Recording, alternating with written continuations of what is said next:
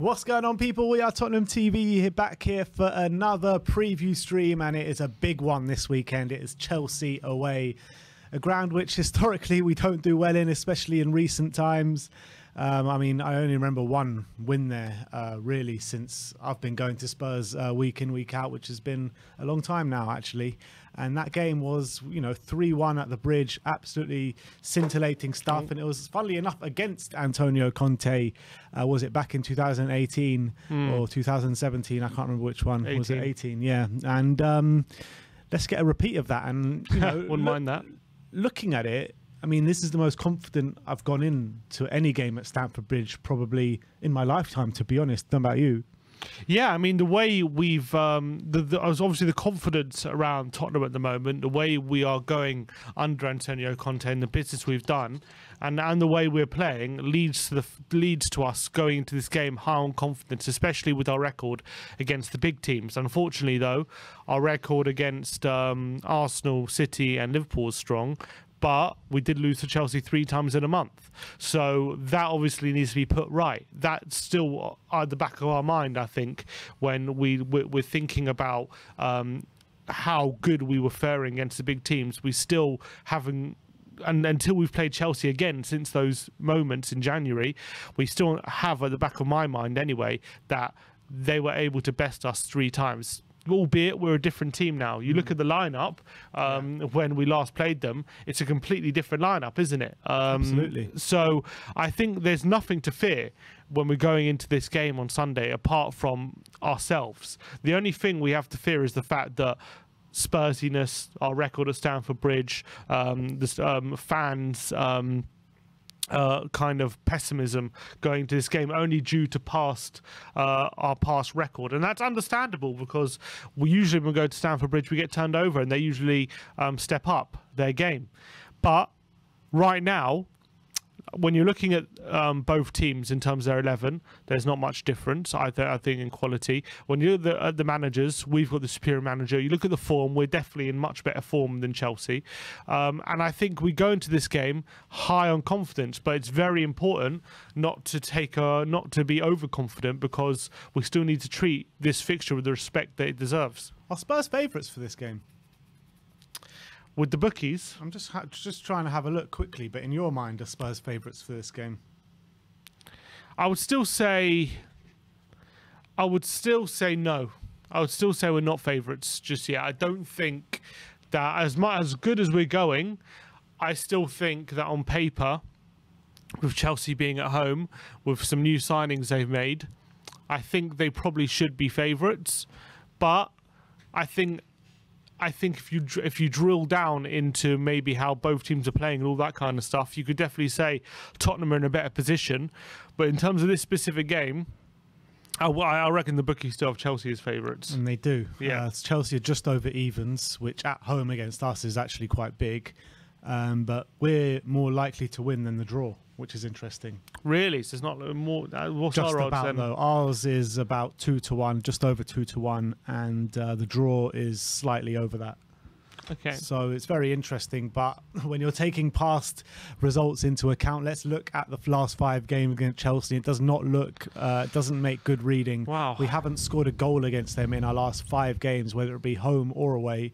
Look at that, the last 3 home games, 1-0, 3-0 and 1-0, all to Chelsea. And the last 2 games at Stamford Bridge, both 2-0 to Chelsea. So that does not make good reading. And it's time for a change in the form books, isn't it? Because I think that, like you said, when you're looking at the 2 teams, I think that even though the bookies do favour Chelsea, I think the average punter will probably slightly be favouring Tottenham, I think, in this one. I think Tottenham definitely offer great value, you know, with how we're playing at the moment. I think in terms of just structure of the team and how we're playing, we're in a better position than Chelsea. I feel like that we have a more cohesive unit right now than Chelsea. They've got a lot of change in their dressing room. They've had a lot of change right at the top as well. They're entering a new era, and that's going to come with it some teething problems, I think. I think the signings of Sterling, Koulibaly, Cucurella are obviously very good quality players, and I do question, especially for Koulibaly, I question whether because he's used to playing in a back four. Now he's playing in a back three. That's going to take some getting used to.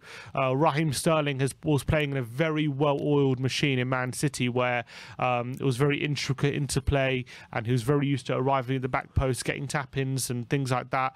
Now he's going to have to play a more central role, a more creative role, in my opinion, at Chelsea. He's going to have to adjust his position. That's going to take time to get used to. I just think right now, Spurs, that we're kind of just free flowing at the moment. The front three are playing absolutely brilliantly together. They're great chemistry. Yeah, it's unbelievable. I think our back line, I think our defense has been absolutely fantastic since Conte's taken over, and I think the defensive structure is going to be very hard for Chelsea to break down if they're dominating possession. I think we've shown against City and Liverpool our defenses can be watertight against the big teams. I think the midfielders are functioning really well with Bentancur and Højbjerg. I think that they have that position down pat, and they have that structure there. So I think right now we have the upper hand, but it's whether we can take advantage of having the upper hand. For example, when we played Man United last season at Old Trafford, like, we had the upper hand tactically and structurally, but we just couldn't get over the line, and we ended up succumbing to a Ronaldo hat-trick. So it's where you have to be wary of those kind of things. So I do think right now, as a team, we're more together, we're playing better football, and you could arguably with the manager there, we're stronger, but it's whether we can take full advantage of that, because if we don't, Chelsea still have more than enough quality to punish us. How much of a statement for you is it if we win today, if we win this weekend? Especially with all the talk of our transfer business over the summer, and everyone saying what an opportunity this is under Conte, I think it'll be a massive statement to go away at Chelsea, a second game of the season, and win. I think that'll really throw down a gauntlet to say that we mean business this season. That's what I think, especially with Chelsea. I think for themselves will still be feeling that even though they accept that there's been some upheaval, they have spent, I think they're the highest spenders this window so far with all the signings they've made. So I think there's still some expectation there. So I don't think they're coming into this, as much as maybe out from the outside we might be feeling we're in a strong position right now. I don't think they're going to be they're feeling as inferiority complex at Chelsea. So I think that they're going to believe they can win this game. So if we can go there and get all 3 points and really show that, even though we've struggled against Chelsea in the past, that we can go there and act like a big team and perform on the big stage, I think that sets us up massively for the season. A lot has been made out of, we had the big debate with Louis about Conte, Tuchel and all that kind of stuff. Tuchel he's been talked about as one of the best managers in the game at the moment, on a par, not on a par, but on the same category as kind of Conte and Guardiola and Klopp and stuff like that. The jobs that he's done in the past hasn't really kind of related to that, in my opinion. I mean, he's won the Champions League with Chelsea, which is fair enough, absolutely unbelievable achievement. Got to the final with PSG. Hasn't really done much else in terms of winning as a manager. Is he overrated, in your opinion? If people are putting him on the same level as Conte and Klopp and Guardiola, then yeah, he is overrated. Because I don't think Louis he's had on to that really level. think about that, didn't he? Like he was like not really having it that we were putting Conte ahead of him.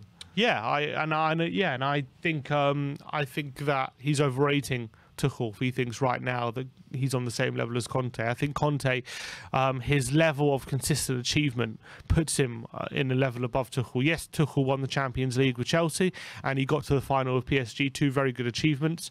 He also won the league in PSG, won Liga, and in Germany with Dortmund, I think he might have won a cup, or I know he challenged for the league one year, but I don't think he's right now on the level of Antonio Conte and what he's achieved in the game so far, and I think tactically as well. I think Conte is much better, in my opinion, in the way they both use the back three. Tuchel, maybe you could argue, is a bit more flexible because he used the back four in previous clubs, and now he's using the back three with Chelsea due to their playing staff, whereas Conte is very stringently always using the back three more often than not ever since he was managing Juventus. But I think Tuchel's a great manager, and the way he took that Chelsea side under Lampard when they were struggling in mid-table to a top four finish in Champions League has to be commended. But ultimately, they did spend 100 million on Lukaku to try and win the league. They had a squad, in my opinion, last season that should have done a lot better than it did, albeit there was extenuating circumstances. And I do think maybe in a few years' time, if he carries on winning things and consistently challenging, you could put him in the same bracket as the other managers. But I think right now it's just too early, and I think there's too many. He's faltered a few too many times in positions where he should be doing better, in my opinion, to say that he's on Conte's level. Although, you could say Conte, he's left at other jobs and things have gone wrong for him. But I think the man management, how he handled the Lukaku situation, there has to be a mark against him. There is no reason why that couldn't have worked, other than how he played and how and his relationship with Lukaku was the only reason it didn't work. I think he's got players, for example. I think Reece James. I think he's got a supreme right wing back there, and he needs to be getting more out of him. I think the front three, he hasn't quite got the right balance there. I think sometimes they can be too uncreative, and I guess that's a charge sometimes you can level at Conte, but I think it's more you can level that at Tuchel, in my opinion. But I do think he's a very, very good coach, and I think he has, albeit over the big picture, done a decent job at Chelsea. But I don't think if you're putting him on the level of the other elite managers, you have to say he's overrated. Yeah, and I think that when you're comparing them, you've got to look at what Tuchel's done domestically against what Conte has done domestically, because they're worlds apart in that opinion. Has Tuchel even won a league yet? I think he must have. Well, he won Liga, didn't he? Well, at PSG, I mean, that's not very, exactly. What I mean, at PSG. Poch won Liga at PSG. Everyone wins Liga at PSG, let's be honest. But has he won a proper league yet? He hasn't. He didn't win the German league, hasn't won the Premier League yet. So, I mean, what else could he have won? Nothing. Yeah. I mean, he in Dortmund, I think he might have won a cup. He won he won a cup, yeah. He won a cup at Dortmund. He won 2 league titles in PSG. And a Champions League run-right medal. Well, to be fair, no one else has reached a Champions League final with PSG, so that's got to go down for something. But you have to remember as well, that was in the season when there was only one leg ties. COVID year, yeah, COVID year. So is there an asterisk there for getting him to the final? Maybe, because every time PSG falter, it's always in the second leg, isn't it? Yeah, I mean, I don't get this debate between Conte and Tuchel. I don't think there is a debate there. There really isn't. Conte is well clear, in my opinion. And Tappin Tobes here in the comments got it spot on, and he says, facts, lads, read the Tuchel v Conte debate. If Tuchel wasn't their manager, they wouldn't be saying this. Conte has proven he's better manager throughout his career, and I think that's spot on, isn't it? Yeah, I think that's been the case, whether Juventus, Chelsea, Inter Milan. He's always exceeded expectations, Antonio Conte, whereas I don't think you can say the same for Tuchel. Whereas he exceeded expectations, I guess winning the Champions League, you'd argue that one, but Dortmund, winning a cup, fair enough, but like he didn't. I don't think he, look at Klopp. He won 2 league titles with Dortmund. Tuchel never ever got close to that. At PSG, he won 2 league titles and got to a Champions League final, but he couldn't go that final stretch. And at Chelsea, he's won the Champions League, but he's lost 3 finals at Chelsea. He lost the FA Cup final twice, and he's lost the League Cup final, hasn't he? So, Conte won an FA Cup. Yeah, in his own new season, he won and lost an FA Cup at Chelsea. So, and he won the league. But so my point is, to be a great manager, you need to do things consistently. Winning one Champions League is not doing things consistently. Until he does things consistently, you can't put him on a pedestal up there with the greatest managers, with the Klopps, with the Guardiolas, with the Contes. And I just think can't do that. I just think how the team plays as well. I think I don't think his teams play consistently as well as Conte's teams. I think the structure of Conte's teams are a lot more difficult to play against than Tuchel's teams, in my opinion. I think they're a lot better defensively, and I think going forward, there's better patterns of play and structure in place under Conte than Tuchel provides. So, in my opinion, Conte is the superior manager, and I think his record speaks for itself. Absolutely. If you go on to the opposition predicted lineup, we've got Mendy in goal, back three of Azpilicueta, Silva, Koulibaly, James and Chilwell as the wing backs, with Jorginho, Kante in the middle, Havertz, Mount and Sterling up top. In terms of defence against attack, I mean, their defence is obviously very solid, but how do you think our attack stacks up against them, and how do you think their attack stacks up against our defence, which is looking fairly solid at the moment? Yeah, it's going to be interesting because their defence obviously has got a combined age of nearly 100. Like they've got a really old defence. And then obviously you put the likes of the lightning pace of Son, you got the tricky play of Kulusevski, who are very comfortable in wide areas, and then obviously Harry Kane, who likes to drop deep and dictate the play. I think we can get some joy out of them. I know they're very experienced. They're a very experienced back three, and they're obviously going to have really good. They're going to be very well organised, and they're going to have really good communication, all that kind of stuff. They're going to know what they're doing defensively. But if we can stretch them with our wing-backs, if we can get the wrong side of them, wrong side of James and Chilwell, which is going to be difficult, I think we can stretch their back three. Whereas with our right now, we're very compact with how we defend. We've seen that with games against the top side so far. Sterling's obviously going to look to find the pockets running in behind. Mason Mount is going to be lurking in and around the edge of the penalty area. Havertz is going to be dropping deep, playing that false nine position, and also looking for first-time finishes with crosses. But I think our front three right now, first of all, personnel-wise, I'd much rather our front three, not only individually, but as a collective especially as well. That's for damn sure. I prefer our front three.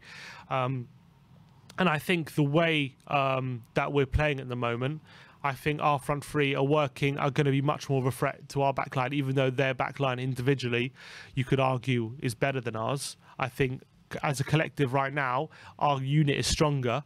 And so I think we're going to have much more joy shutting out Havertz, Sterling and Mount than they are shutting down Son, Kane and Kulusevski, in my opinion. Yeah, it's going to be interesting. I think it's a very, important matchup when you're looking at the defence, because they're very solid in defence. I would say they're probably stronger than us in defence and maybe stronger than us in midfield right now. But I think going forward, we're just so much more stronger than them in that area of the pitch. And they don't really have that kind of chemistry up front yet, bringing in Sterling and what have you. They don't really have a proper number 9. If you bring up the ones to watch, you've got Sterling and Mount in there. Sterling obviously getting 17 goals and 9 assists in a City shirt last season, and Mount getting 11 goals and 10 assists obviously in a Chelsea shirt last season. Yeah. How many goals? How many was them against Norwich again? Yeah, about 7. Honestly, I think it was like 7, because I think he scored 4 I think he scored a hat-trick.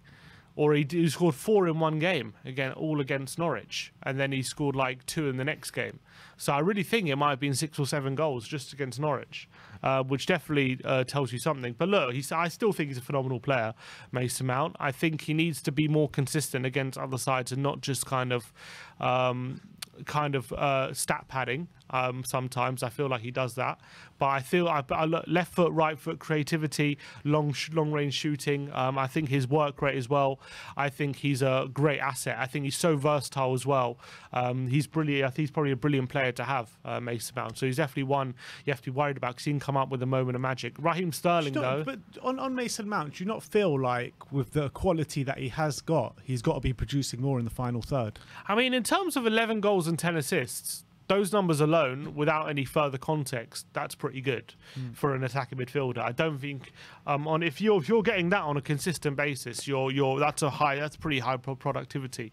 But drilling down into the numbers, that's where you're like, he actually should be doing better, because I do think he's not really consistent enough over a number. It's like Ronaldo. I know, like, in a different way, but Ronaldo last season got 18 Premier League goals, but a lot of them was like a hat-trick here, a hat-trick there, Like he only scored, for example, in like 7 or 8 games. And then all of a sudden in like 30 games he's not doing as much.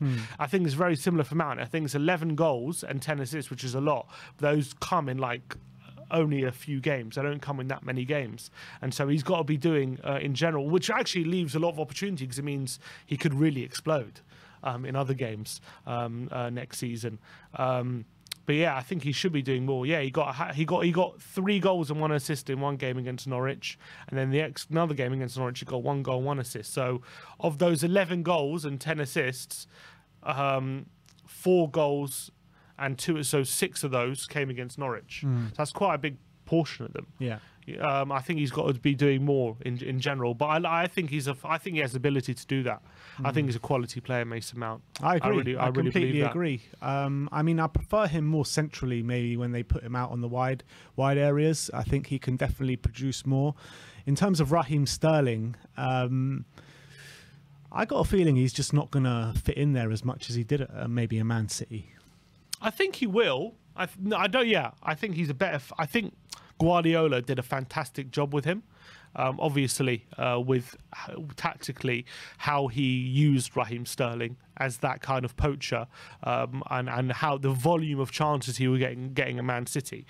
I think it was a phenomenal job by Guardiola, and I think he improved him massively under his stewardship.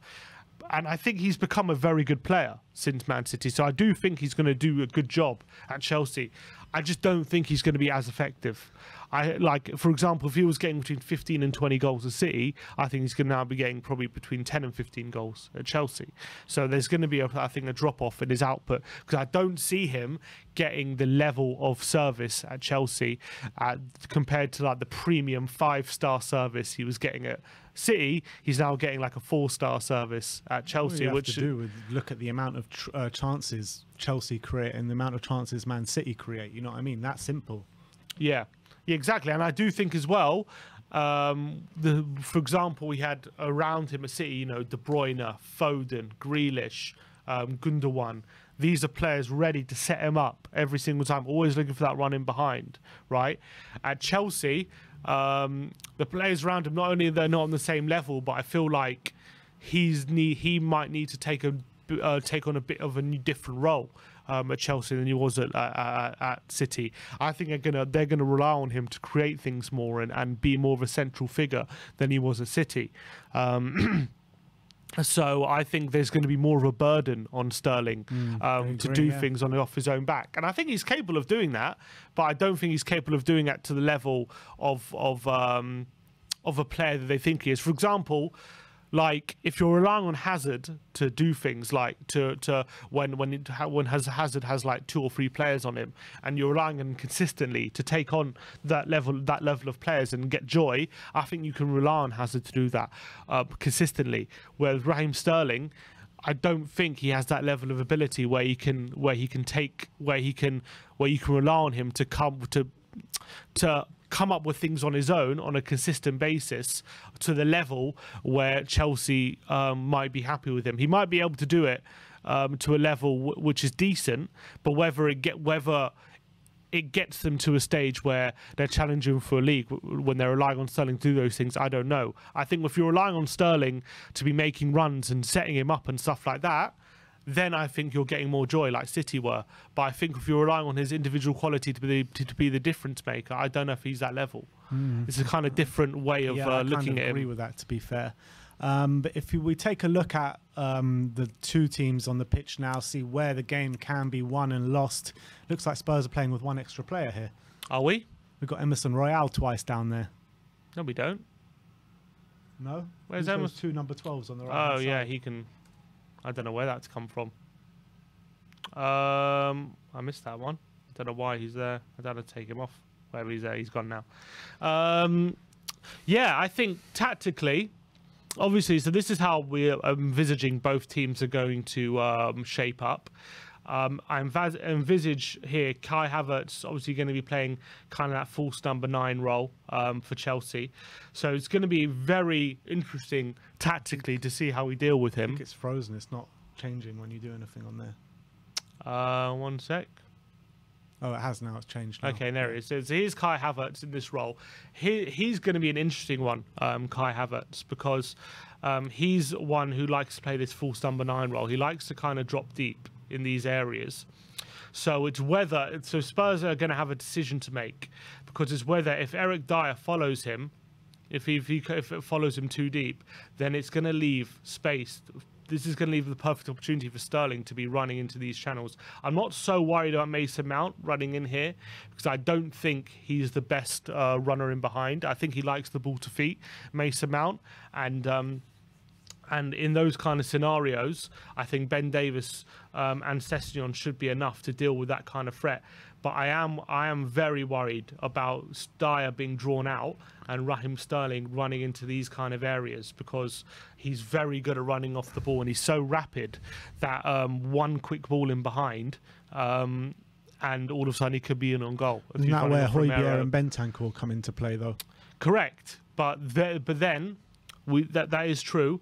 So we're going to have to rely on Højbjerg and Bentancur to pick him up from those positions. But that does, but you don't want to leave this man with too much time, because he can really put it on a sixpence if given too much time on the ball. I really believe in Jorginho's passing ability. I think he's a really good passer of the ball. Well, it's going to be a case of with Højbjerg and Bentancur, one of them picks up the run of who's that in the middle, Havertz, and one of them picks up Jorginho as well. So, you know, one drops, one goes, one drops, one goes. Yeah. In that sense. Exactly. In terms of being on the ball, Kante, it might be a case of... look, it could be Kovacic, because obviously Kovacic didn't play first game, but he's, I think for me, he's probably their best centre mid right now in terms of form. But in terms of Kante, it might be a case of giving him time and space in these kind of areas in his own half, and not pressuring him too much, and making sure Jorginho is the one who's not having time and space, because he can really dictate the play. So if he's going to drop deep, we're going to have to make sure that if one of these players are going to go to him, that we're still going to have to make sure Jorginho isn't getting too much joy. But the problem is, if you're giving Kante too much space, he does have the ability to dribble forward. He's a very good dribbler when he gets going, and that could open up space, and then he can become a threat. So it's going to be an interesting tactical battle here. Obviously, the big worry for me is these fullback areas. When you see James, we're thinking James up against Sessegnon, Chilwell up against Emerson.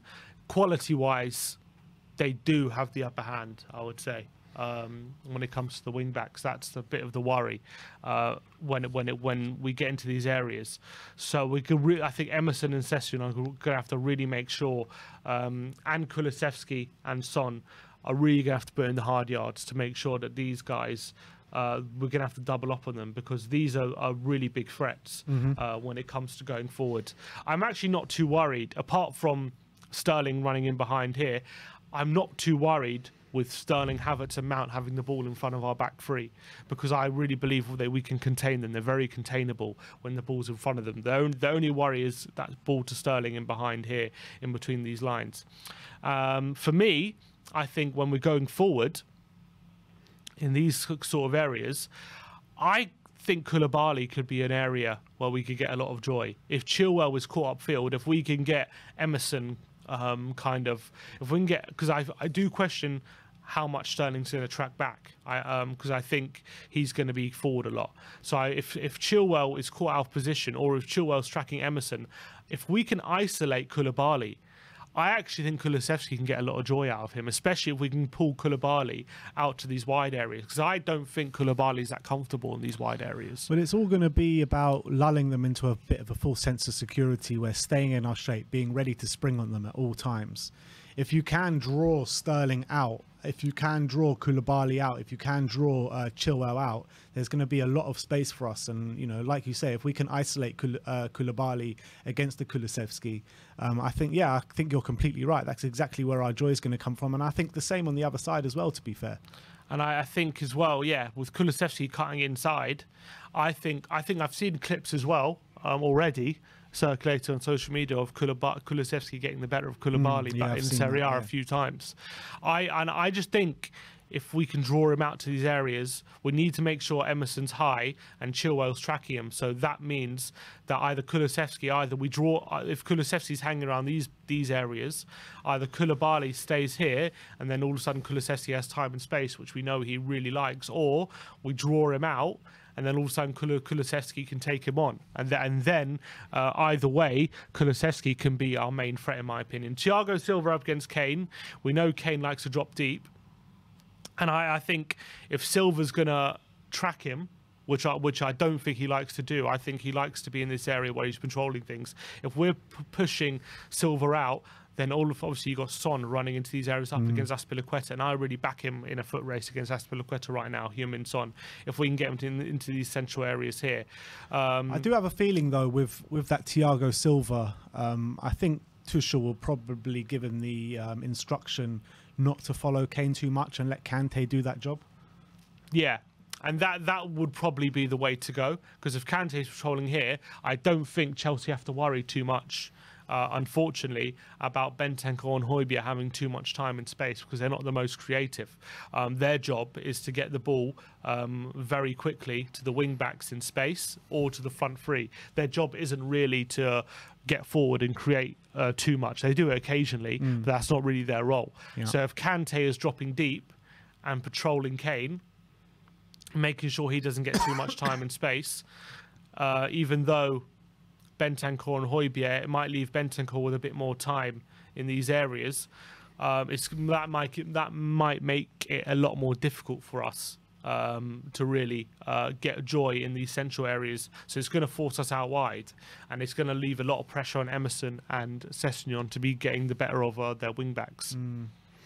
So it's going to be an interesting tactical battle. Yeah, definitely. And it always will be when it's Conte against Tuchel anyway. I mean, similar, but I mean, same, but different, isn't it, when it comes to the tactics that they deploy? And I think just Conte just deploys it so much better in such a much more structured system. And I actually don't think, if this is the case, if their Kante is going to drop back, I actually don't think it's going to be Bentancur, the one who's going to be getting a lot of space. I actually think it's this guy, Romero.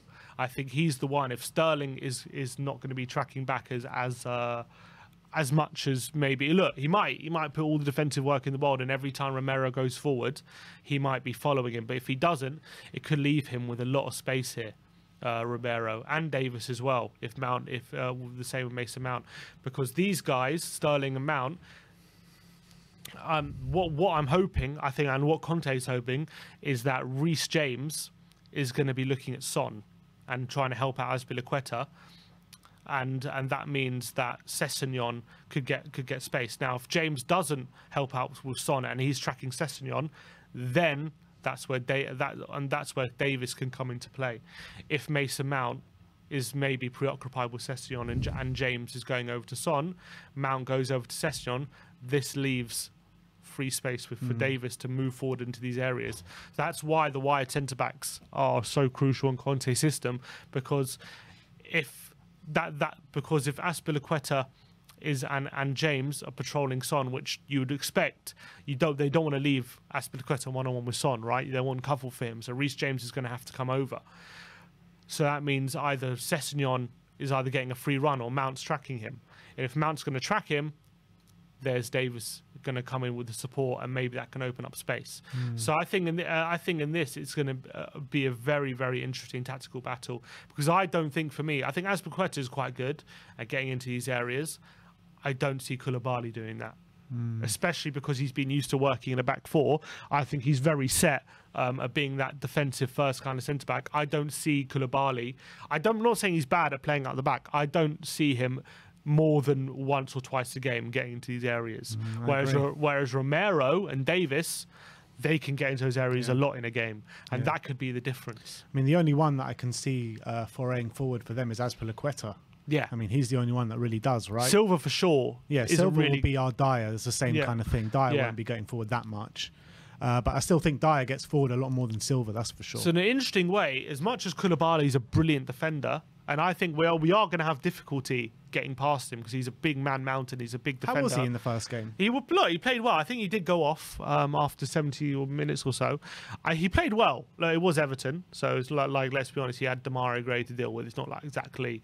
Everton did beat Chelsea the back end of last season. Yeah, well, Richarlison. You know what I mean? Yeah. And they had no Calvert-Lewin in this game. What I'm saying is there wasn't the biggest test. They had Gray, like Decore. You know, these aren't the. It's not Kane, Son, and Kulusevski, but he played well. I'm not going to take that away from him. But as much as he could be defensively one of their biggest strengths, I actually think tactically he could be one of their biggest weaknesses in a weird way. Koulibaly.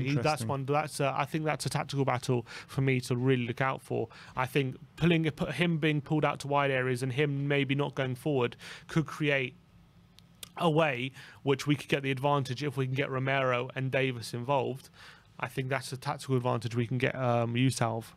All right, well, we'll have to see how that one pans out. But let's go and have a look at BetMate now. Obviously, we brought you that we have got a season-long relationship with BetMate. Absolutely brilliant app where you can win quite a lot of money. And if you look at last week's winners, we did a league for Spurs against Southampton. And there you have it with, I think it was Ryan at the top winning £70. Unbelievable. £200 pot. Yeah, it was a £200 pot last play. week. But this week is a £1,000 pot. £5 £1,000 pot. £1,000 pot this week. When you look at last week, I came 4th and you came 5th. There was only a half a point difference in there. Unbelievable. About a £10 difference as well. But this week it's a £1,000 pot, £5 to play. If you don't have an account, you can use our code and get £5 free. So you can actually get a free entry into this week's pot with, like I said, £1,000 up for grabs. And it's such low stakes, you can use your football knowledge to win money. It's brilliant. It's like a fancy league for every single game. But if you pick the right team, you take home the cash. And I think it's good fun. Exactly. And if you like a flutter, this is the best way to do it, in my opinion, because it's so much fun to play. And the scoring system is slightly different to what it is like on FPL. So it makes players like Højbjerg, Kante, the players that make interceptions and tackles, you get 1 point per interception and 1 point per tackle. So it actually raises the value of these kind of players. So you're not just focusing on attacking players, you're focusing on literally every player on the pitch. And it brings your more knowledge of the players into play as well. So if you know this player makes a lot of tackles and interceptions, and other people don't know that, that gives you an advantage over other people. And if you can select them, and even though this guy might score 1 goal, if your guy makes 5 tackles and interceptions, you've got the better player and you're going to get more points. So look, and also last week it was £3 to play for a £200 pot. It's really low stakes, so it's not something that is gonna cost a lot of money. It's a little money to play, and you could win quite a bit if you pick the right team. Exactly. This week, like I said, £5 to enter, and it's £1,000 worth of money to be won this weekend. If you use our code, you can play for free. Exactly. Use our code, which is in the description below. It's on screen. It's on screen as well. And also use the code in the description below to join the league. But let's look at our individual teams now. I think this first team, is it yours or mine? That's my team. Yeah, let's get into Simeon, it. Yeah, it's my team. So I've got Mendy in goal, Romero and Emerson at the back. We've got Bentancur captain.